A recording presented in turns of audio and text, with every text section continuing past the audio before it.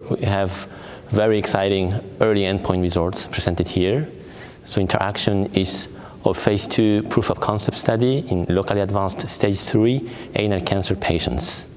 So we have a high response rate, as high as 97% of clinical and radiological objective response. And what is stunning is the biopsy, which was mandatory after the combination of chemotherapy, which was a modified DCF regimen, and immunotherapy, which was Ezabenlimab, which is an anti-PD-1 antibody. And we have more than 75% of pathological complete or near complete response. This was unexpected. We were expecting around 30%. So this may be a game-changing for next phase 3 trials.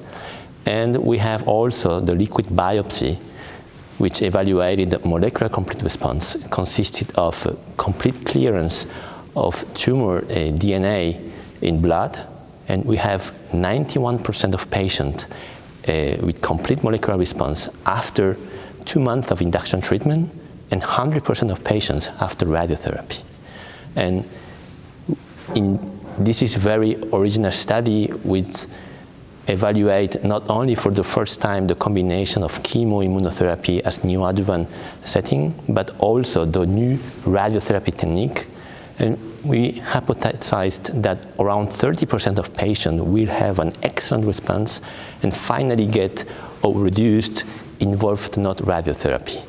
And the result, or the preliminary results show that we have more than 70% of patients having almost all complete response and finally getting the involved not radiotherapy.